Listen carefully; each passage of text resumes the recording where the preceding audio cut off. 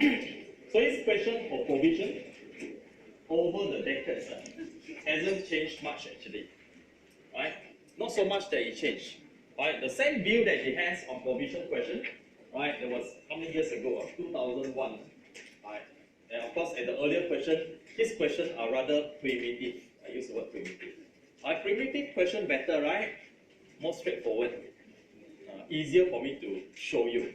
Then, as you look at the later part of the question, it's from a primitive question that evolved. Right? He tried to cover this, cover that, then in the end, look at it, you don't understand what he's talking about. So the question has been, how should I put it? They applied makeup already. Heavy makeup. Right? So most recent question that you see, like the ones I showed you earlier for the IAS38, right? A lot of makeup inside, right? He hide a lot of things, and he said it can be talking about this, that, or anything. Right? But if you look at the earlier question that I showed you in P2, was it more straightforward? Yes, it's easier for me to actually show you, right, with the earlier question. Right, so that's why I notice a lot of questions that I have are actually earlier questions. They're more straightforward, easier for me to lecture. Then revision or latest question. Alright? That's why sometimes when some students first time see the past year exam question for SPR, they might get a shock. Because they don't see the progression of how your examiner actually developed from the earlier primitive style to what we have here. It's a bit like you go back and look at iPhone, the first iPhone, right, in 2007. Look at it, so primitive. But it was a lot more easier, right? Easier to use. So can you imagine people back then in 2007, right? We throw them our iPhone. Right? Would they feel it's better? Or I think there might be a problem. Wow, so complicated. Okay? Notice the one apps that I find is very complicated is what? Facebook. Very complicated. A lot of things here, there, well, sometimes, but of course, we've been using Facebook for quite some time, right? I know some of you don't have Facebook account. Sir, I don't have Facebook account. How? Can I WhatsApp to you? No. Just create one. Simple, right? I mean, it doesn't matter. I have one student that actually created one Facebook. I don't have Facebook account, created one Facebook account. Now I'm very active in Facebook. My fault. It's my fault. But anyway, I think that the reason why I use Facebook is because WhatsApp, I cannot see who you are. All are numbers. Facebook, at least I will know who you are. That you're a valid person. Okay? Because I look at it, just numbering. Then I ask you to give me what is your name. A lot of work involved. And then my WhatsApp, my view is too much. So every day I receive a lot of messages. Sometimes I miss out on yours, especially for Facebook. Sometimes now I got problem with Facebook Messenger. You send to me, I don't see at all. So you have to remind me. If I don't reply to you, means I didn't see your message. Okay? Alright. So come back to here. I'm going to give you about 2 minutes. Is it okay? Just 2 minutes to look at the first paragraph. This part. This part on it. And from there, try to determine which standard should we apply. Or is there any add-on standard for provision?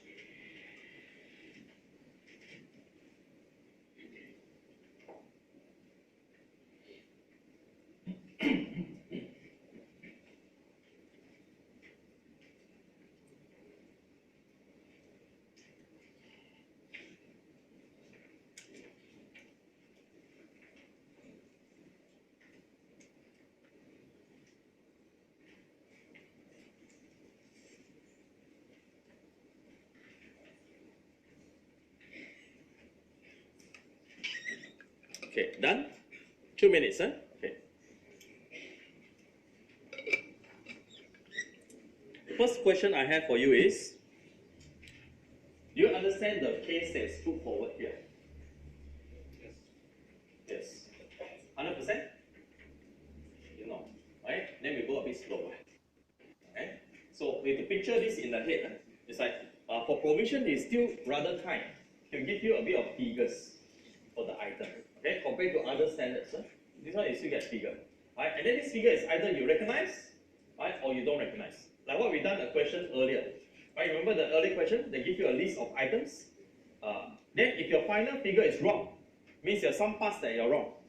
But if your final figure is correct, means you straight away get 3 marks. You see now? So marks are allocated. Number 1, of course, for the treatment for each item.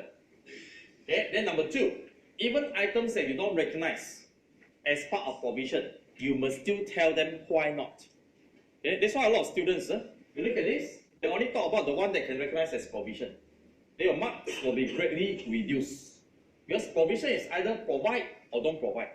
So you cannot ignore the ones you don't provide. Provide, tell them. Don't provide, tell them also. Why don't provide?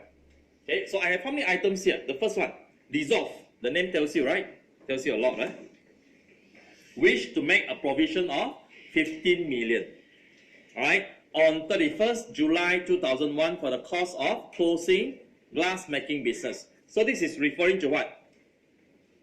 Restructuring, right? Closing down a department. Alright, does it qualify?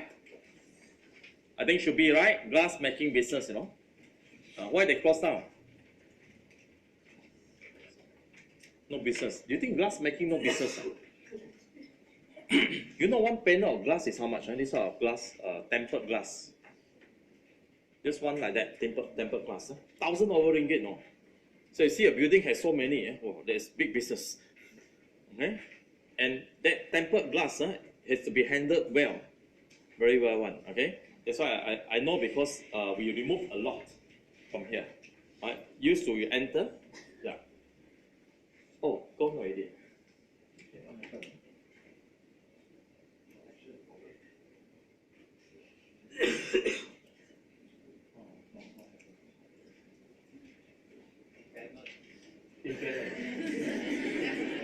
Temporary.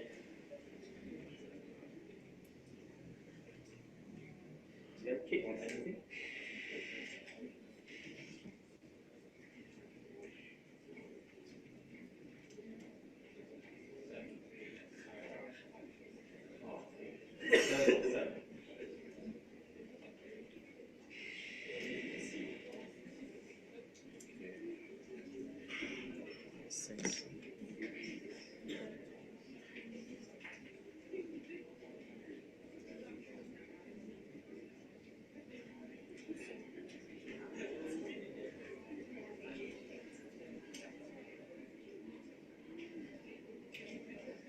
Anyone use any apps to off it? No.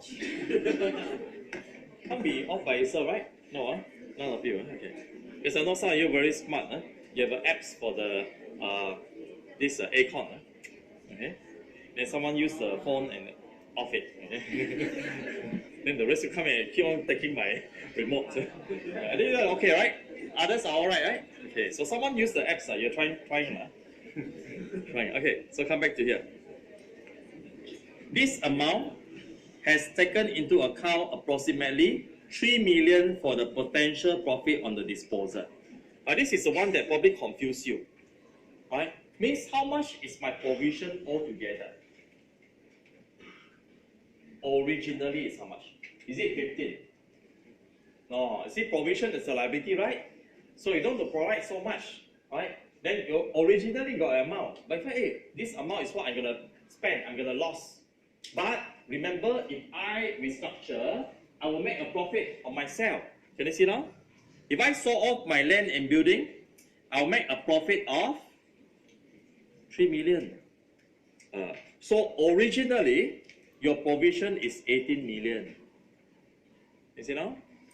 Then you don't recognize 18 million, right? Because you know you're gonna make a profit, so you offset with the profit, 3 million. Is there such treatment? then it becomes 15 million. So how should I recognize my provision? Should I lump it together, offset? No. I should recognize separately, right? So in this case, my provision should be 18 million. Okay, then my 3 million, do I recognize? No. Okay, so this 3 million profit, not recognized. When do you recognize? Recognize upon disposal. Then only you recognize it. So I got 2 marks already. As I move on, Dissolve has included this amount of 50 million in non-current asset. Wow, this is crazy. Put it in non-current asset. Is there such treatment? Don't have. Do we do something similar? Yes, decommissioning costs. You got confused already. So what should you do? You should mention a bit about decommissioning costs. Only decommissioning costs will be capitalized, right? So then you tell them, this is not decommissioning costs. If it is, yes, there's a treatment. Okay, so if not decommissioning costs, then what is this? How do I treat this provision? Alright, should be expense to profit or loss, right? And our expense not 15, our expense 18 million. And not to the income statement, so they're very kind. Okay? Say this is what they did, and you know this is wrong treatment. Income statement one is the correct treatment. Alright, as they think that the cost will be recoverable from the estimated disposal proceeds. I don't know what mentality that they have, what standard they apply. Okay, you'll get very funny treatment one by your directors one. They tell you why cannot. Okay, so the easiest answer, because the accounting standard say cannot. Don't bother to explain. You say accounting standard say cannot, so cannot. Right? So don't teach your director to be too good. Okay, don't teach them to be too good. Right? If they're too good, they don't need you. Correct? It's real one. Because sometimes I don't know. Some of my students are too smart. Right? The director want to know, explain everything. So you don't teach them everything. Because they're not supposed to know everything. Because you see, when they ask you something, they have a hidden agenda one. They want to manipulate something. So if you teach them too good, they will know how to manipulate well. And it's more trouble for you, you know. Because, this one cannot. You see, according to what standard? Then you cannot argue. Because in the mindset is, how do I manipulate? That's it. That's what they have in their mind. In your mindset is what? How do we comply? How do we answer the auditor? But directors don't care about answering auditor. They don't care about how to comply. They just care about, it look like we comply, but we're doing it in a different way. We will misrepresent. But still within the guideline of the IFRS. Okay? So sometimes it's good that they don't know too much. They know too much, big problem. Right? You keep on arguing with them. Say, no, this one is wrong. Then they say, hey, you see, the standard said like this. They argue to you. Right? They cannot carry on. Right? So a lot of such cases happen. Right? Happens because they are too knowledgeable. Tax also, don't advise too much. Okay? That's why I tell you, don't advise too much. How they do the tax planning. You just do it for them, that's it. So if they ask you to explain in a way that they don't understand.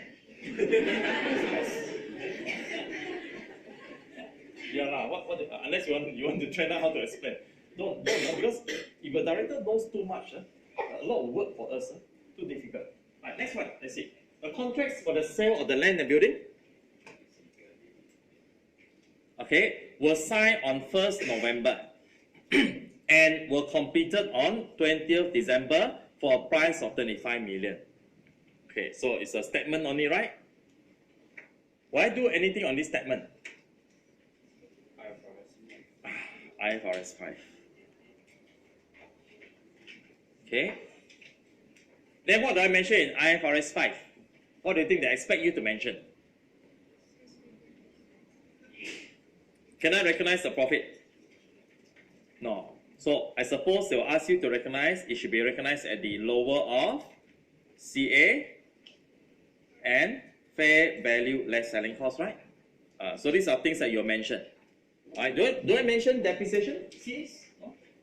Can, but they will not carry much marks. Okay, because you do know what they want from you. If they want you to mention depreciation Cs, then they'll tell you, alright, land and buildings estimated useful life. Then they do a bit of prorater there, like what you did earlier, right? There's one question. Then you know, okay, I will mention something about depreciation. Right? If they don't mention that, no need. Right? So we straight away start writing.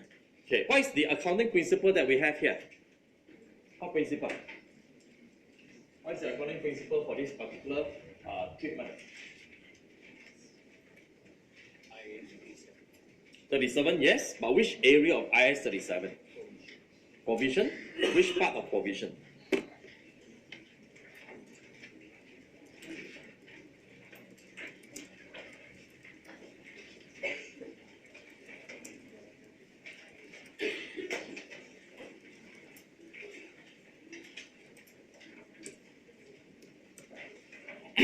So put a subtitle there. Glass making business closing.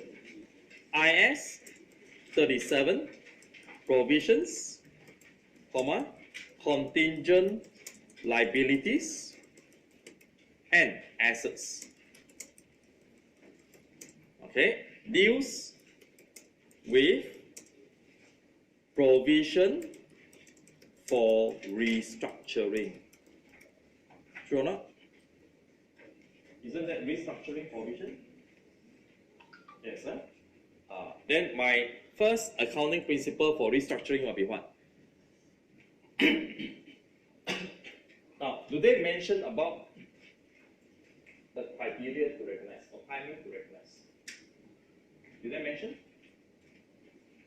Any part of it mentioned, like directors, approval, and all this? No, they mention. Right, you want to mention also can. They will just give you a 1 mark if you mention. Right, but besides that, I think I will not be mentioning this. What will I mention for this particular provision part? Okay, let's turn to the question again. Because you need to understand what is the accounting principle here. Is it decommissioning cost? No, it's restructuring. Then I'll tell them what is the treatment for restructuring. True or not? Treatment will be expense, right? Then create a provision. Okay, right. So I'll talk about the treatment. For qualifying restructuring provision, okay, comma, the accounting treatment is to expense from profit or loss and the corresponding provision being accrued under how long is it? 1 year, right? Under current liability. Stop. So did I talk about the treatment? Did I talk about the accounting principle? Yes, right? Very general principle. Then what other things can I mention here? Restructuring provision only includes, right, amount expected to be paid. Okay, so just add on there. Restructuring provision only includes right, amount expected to be paid subsequently and directly attributable to the operation being closed. Okay, so I got my principle already. Next, application. Okay, so let's talk about the first application that I have. What's the first one? What was the first one? The item itself.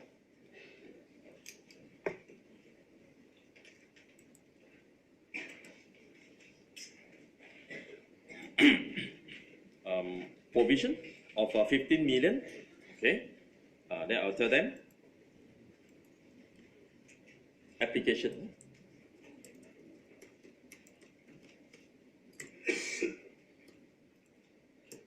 The provision should be taken as the amount payable of 18 million, and this shall not be offsetted with the future gain on disposal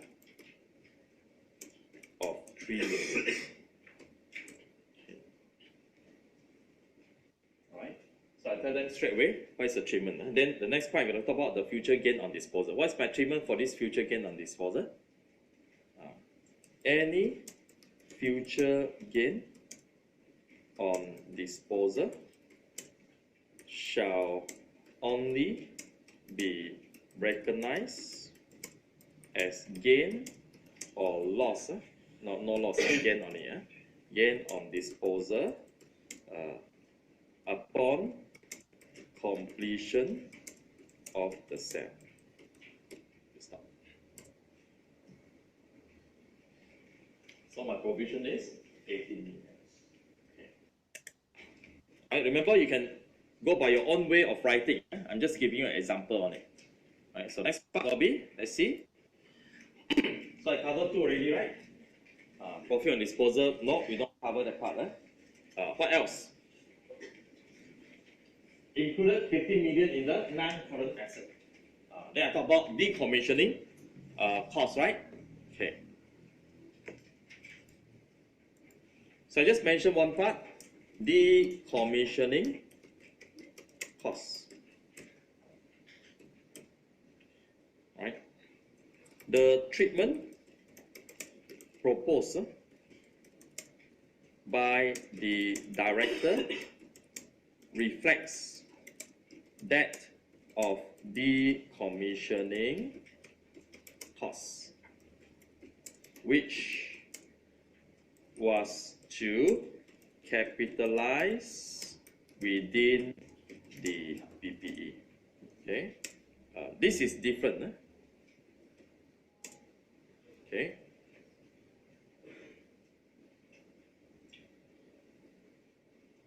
Okay, this restructuring provision is different from decommissioning provision and shall be expensed to profit or loss and not capitalized within PPE. Okay, next part. So whatever you see, add on the comment. Alright, next part. What's the next one that I have? And as I move along, contracts for the sale. Okay, contracts for the sale of land and building signed and were completed. So I'm going to talk about IFRS 5. Is it okay? So the last part is the sale, sales contract. Let me go to that. Okay, very quick one. Sales contract. Okay. As the buyer is already expected to purchase the business, IFRS 5 shall apply. Okay. Then the later part, alright, later part, can I let you do it at home? Is it okay? Right, I don't want to hold you. Okay, so do it at home. What do you think you'll be writing? What will you write? Thoughts, because even though I ask you to do it at home, I think that you should still have the same thought as what I have. I know it's IFRS 5, it's not wrong. What will you write for IFRS 5? You talk about the measurement, right? Then, one more thing. expected to be completed within the year, right? So I will list out the criteria. Right? Then you get 2 marks for that. Right? Criteria part and then the measurement. Then you put an application, you get 1 more mark. Right? Again, depends on how they allocate the marks. Okay, good. So I'll see you in the next class. I think next Saturday we have a class, right? Extra class. Good. Well, a lot of things to cover. Saturday. Saturday is longer. Okay.